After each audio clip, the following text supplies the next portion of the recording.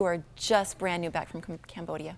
Yeah, you know, what a privilege that trip was to go and spend time with. I spent a lot of time with kids rescued from the sex trade, which really was so difficult and so amazing at the same time, and you really feel like it's a privilege to spend time with these girls, and it is, because like Kathy and I were talking before the show, they're very closely guarded. Few people have access to even go near them. I had to jump through a lot of hoops, and you know, we just had a lot of boundaries put around that, because you don't want to re-traumatize kids just to tell their story.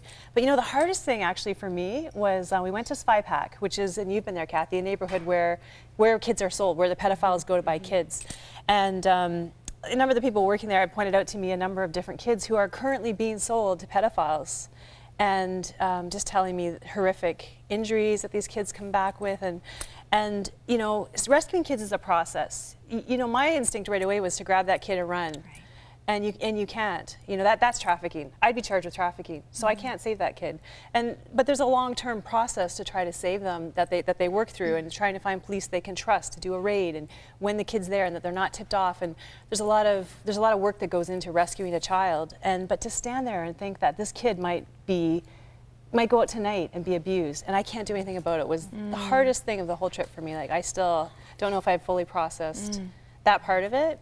So definitely those little kids are in my prayers every single night, that hastens that day that they can be rescued. Now, I know you did bring several pictures of some of what you dealt with while you were there. Yeah, actually, we have a couple pictures of Kathy's pictures first that we wanted to show. And Kathy, tell us what we're looking at, because you and Reynold were some of the passion behind what's happening in Cambodia. Your work with Crossroads Mission launched most of the things I was reporting on.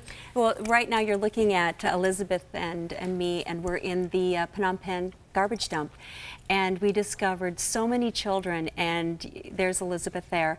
This was in September of 2008, and behind, that's their home. That is their little makeshift home, and you see the little girl with a does she have a hook there, or is that, anyway, I can't see very clearly.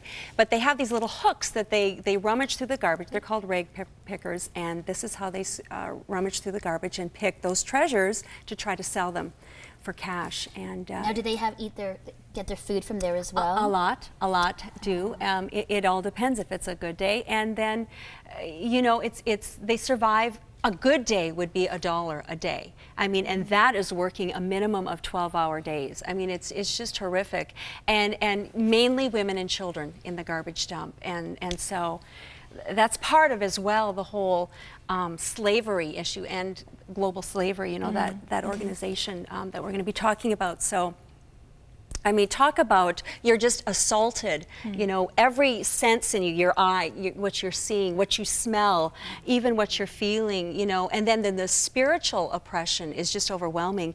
Can I just quickly, before we move on to your pictures with the Vietnamese, I just thought this was just so amazing. It was in 2002 that Reynold and I first stumbled into the garbage dump there. I mean, it was a God appointment, and it was our first garbage dump experience in a developing country. We were overwhelmed. We came home like, you know, you're just like, how do you process this?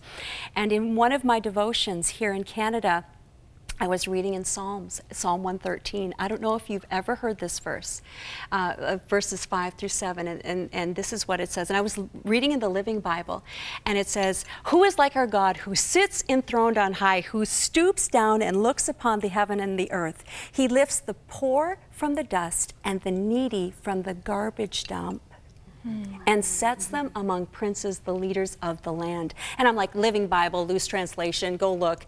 And you know, I really did some study, and come to find out, some translations say ash heap, but that's really what, the literal translation is garbage dump. And so I'm so excited about this program, and Cheryl, what you're bringing back, because we can all do something. You know, like you said, the first impression is, I got to do it, but it's really important to find out who's doing those things and then partner with them, because they know the best route to do it and get the job done. But God wants to use us. He is interested in those in the garbage dump. And he sets them amongst the princes, the leaders. They're the future leaders. That's what God sees, right? He doesn't see the garbage. And so that was just pretty amazing. I went, garbage dump is in the Bible, you know? That's amazing. And you know what's so cool is it was going there and seeing the result of Crossroads Missions, the work that you and Reynolds did, and the rest of the team at the Crossroads Missions. The viewers yeah, did, right? Absolutely. And to go All to the these viewers. places, to go to the garbage dump, I have a picture here of a daycare that was established right down the street from the dump.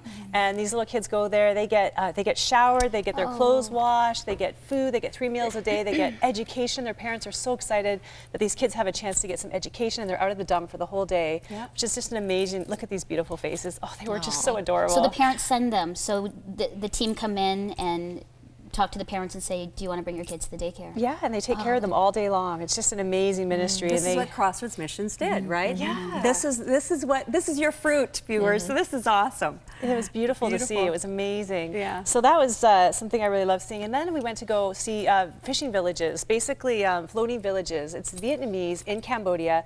These people have no status.